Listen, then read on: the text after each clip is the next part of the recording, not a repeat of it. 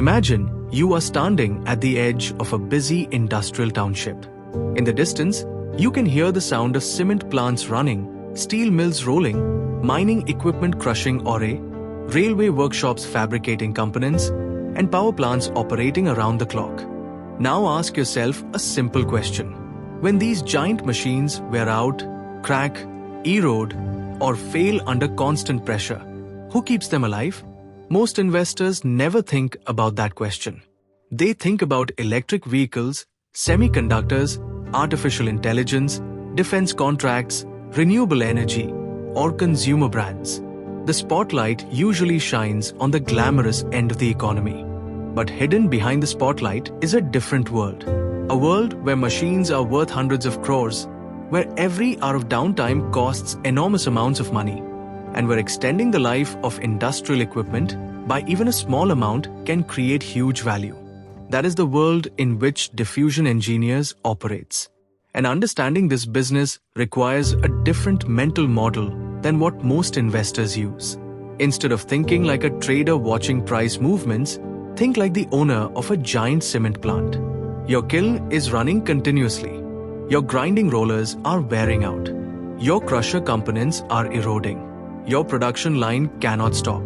Would you care whether a supplier is the cheapest? Or would you care whether the supplier can prevent a shutdown that could cost you far more than the component itself? This is where Diffusion Engineers enters the picture. The company belongs to a specialized industrial engineering segment focused on welding consumables, wear-resistant solutions, heavy engineering products, refurbishment, repair services, and life extension technologies. In simple language, it helps industrial machines survive longer and perform better. And that distinction is important because many companies sell products. Diffusion Engineers sells reliability. And reliability is often one of the strongest economic moats in industrial businesses. Now let's zoom out and look at the sector. The company sits at the intersection of several powerful themes shaping India's industrial landscape. Manufacturing expansion, infrastructure spending, power generation growth, steel capacity additions, mining investments, railway modernization, defense indigenization. All these trends create demand for equipment. But every new piece of equipment eventually needs maintenance. Every machine experiences wear and tear.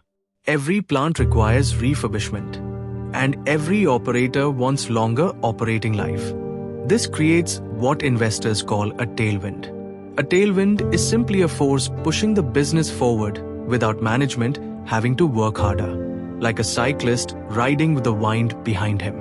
Today, the industrial engineering sector enjoys several such tailwinds. Government infrastructure spending, industrial capex cycles, Make in India initiatives, power sector expansion, railway investments, defense localization, export opportunities. But every industry also has headwinds. And headwinds matter because they reveal how resilient a business really is. For Diffusion Engineers, the major headwinds are raw material volatility, competition, working capital intensity, and global supply chain disruptions. Materials like nickel, cobalt, tungsten, chromium, and molybdenum can move sharply in price. When these commodities become expensive, profitability can temporarily come under pressure. The interesting question is not whether headwinds exist. Every business has them. The real question is whether management possesses mechanisms to deal with them. This brings us to another useful mental model, the concept of antifragility. A fragile object breaks under stress. A robust object survives stress. An antifragile system learns and becomes stronger because of stress.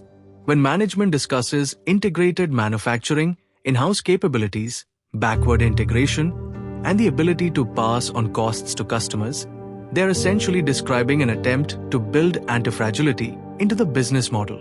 The company is not merely hoping volatility disappears. It is designing systems that allow it to operate despite volatility. Now let's move from the industry to the company itself. One thing stands out immediately. Revenue has been growing steadily. Profits have been growing faster than revenue. order books have expanded, capacity utilization has remained high, and management is speaking about expansion rather than survival. This is important because businesses generally move through different stages: discovery, validation, expansion, leadership, maturity. The company appears to be transitioning from validation into expansion. Think of a restaurant that has become so popular that tables are always full. At first, growth comes from attracting customers. Later, growth becomes limited because there are no empty tables. At that point, the solution is not marketing. The solution is opening more seating. That is exactly the story management is describing. For several years, capacity utilization remained high. Factories were already busy. The business was not struggling to find work. The business was struggling to find enough capacity. This distinction changes how investors interpret future growth. Many people look at historical growth. Few ask what constrained growth. The second question is often more important than the first. If growth slowed because demand disappeared, that is a warning. If growth slowed because capacity was full, that can become an opportunity. The new facilities being commissioned suggest management believes demand will continue. This brings us to another powerful mental model called second-order thinking. First-order thinking says, the company is building capacity. Second-order thinking asks, what happens if that capacity gets utilized? Revenue can grow. Margins can improve. Fixed costs get spread across larger output. Return ratios can improve. Market perception changes. Institutional ownership may increase.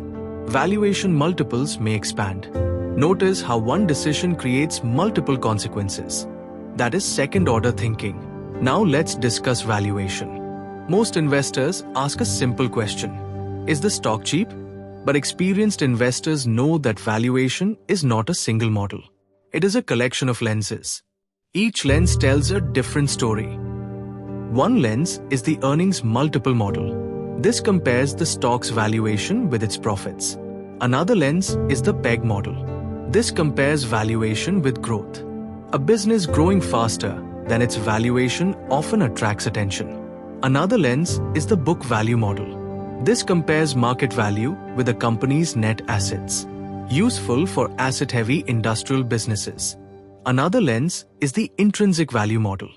This attempts to estimate what future cash flows may be worth today. Another lens is the replacement cost model. If someone wanted to recreate the same facilities, customer relationships, engineering expertise, and distribution network, what would it cost? Another lens is the order book model. For project-driven businesses, future revenue visibility becomes valuable. Another lens is the capacity expansion model. Markets frequently value future earning power before it fully appears in reported profits. Another lens is the sum of the parts model. What if each division were valued separately? Consumables, heavy engineering, services, exports, railways, defense optionality. Each lens produces a different answer. The intelligent investor does not ask which model is correct. The intelligent investor asks what all the models are collectively suggesting. And collectively, they seem to suggest that the market is recognizing growth, but has not fully priced in every future possibility. Now let's connect fundamentals with technical behavior.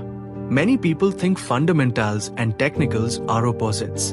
In reality, they often describe the same story from different angles. Fundamentals explain why money should flow. Technicals reveal whether money is actually flowing. Imagine a theater before a blockbuster movie release. Fundamentals are the reviews. Technicals are the crowd outside buying tickets. Both matter. One tells you the movie is good. The other tells you whether people believe it. Recent price behavior suggests something interesting. Long periods of consolidation were followed by improving momentum. Volume began expanding. Relative strength improved. Price started behaving differently than before. In market psychology, this often represents a transition from uncertainty to conviction. Think of it as a voting process. At first, investors disagree. Then evidence accumulates. Eventually, more participants reach the same conclusion.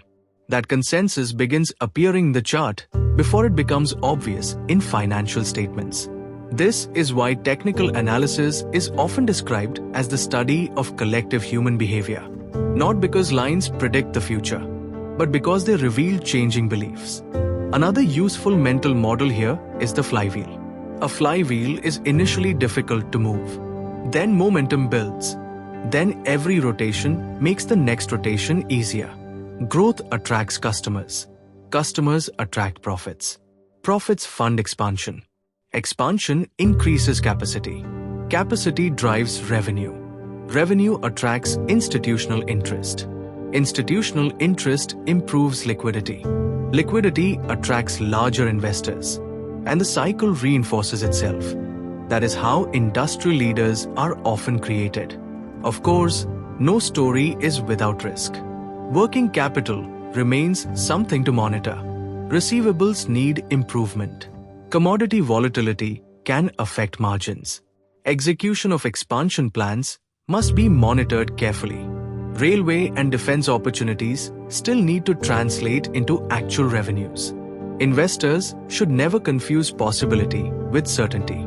That is another important mental model. Optionality is valuable. But optionality is not the same as achievement. The future must still be earned.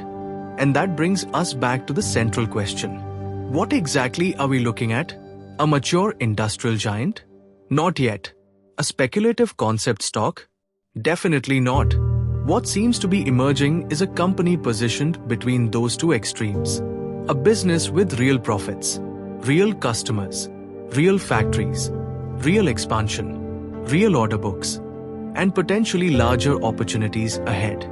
The market appears to be asking whether this company can evolve from a specialized industrial participant into a broader engineering leader. And perhaps that is the most interesting question of all. Because every great industrial story begins the same way.